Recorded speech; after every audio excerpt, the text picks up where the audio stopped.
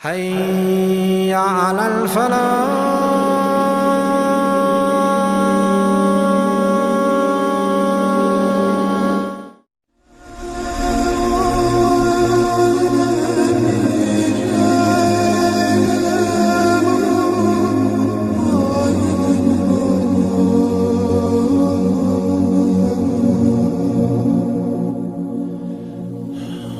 Mus'ab ibn Umayr kelishgan, ko'rkam, odamlarning nazarini o'ziga tortadigan, nasl nasabli, badavlat xonadonning erkak farzandi edi.